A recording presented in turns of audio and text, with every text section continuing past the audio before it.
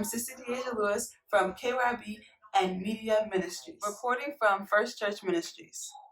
We are excited to bring you our first I Am Black History moment. Our very own Minister Avon Harris is our interviewer this morning. He will present and introduce our I Am Black History that is among us. Let us get started.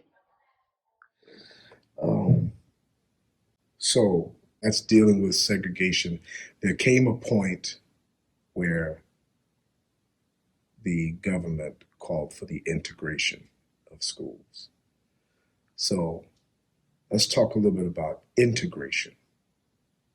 So now when the schools started to come together and it was okay for blacks and whites to be together, let's kind of talk about that a little bit.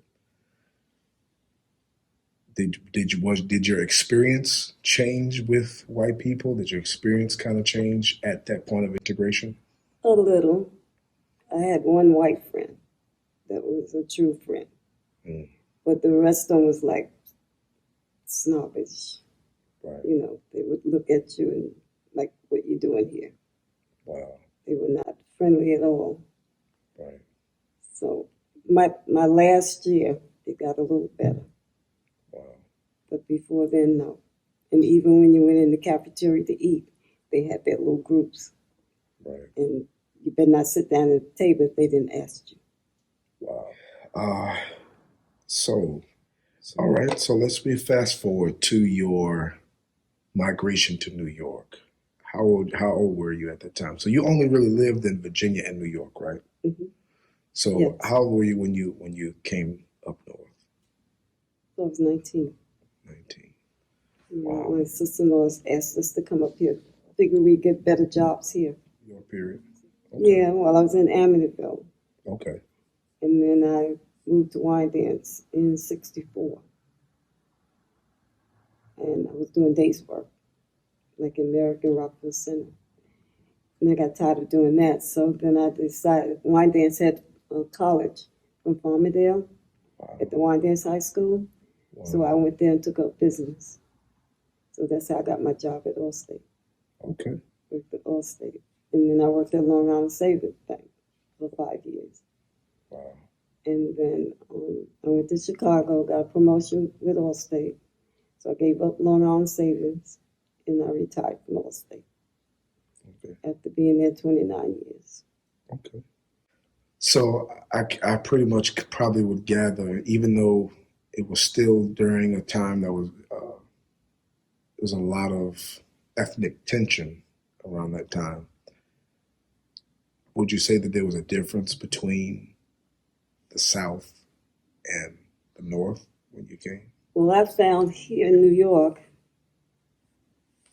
you knew someone was prejudiced, but they were sneaky with it. But just the little comments they would make in the way that they would kind of look at you. So those kind of people I stayed away from. Wow. Yeah. In the South, you knew where you stood. But up here, you thought it would be different. So as we spoke about, there were black leaders that rose up among us that were famous for speaking truth to power and to our own people.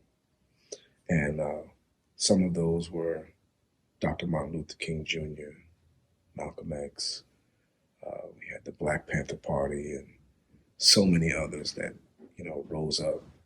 You mentioned to me that Dr. Martin Luther King played an integral role in Black people, the lives of Black people, especially in the South. Speak to me about that. The first time I heard of him, our pastor at the church, Bethlehem Church, was speaking to us about him.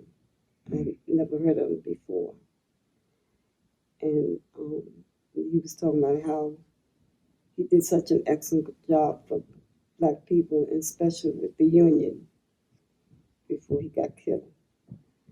So, but I don't know if you want me to say this part, but I would never do the marching because I never knew where the Ku Klux Klans were. Wow. So I was afraid to do that. I told him I would not march. I would help serve, do whatever, but I'm not getting out there marching on the streets because I don't know where they are. And you don't know who they are Right. or what they're in. They could be in a truck or a car or just passing by and then, start shooting. I told him I was not going out there. So my mother didn't make me do that. Wow. Yeah, but I never got to meet Dr. King. Right.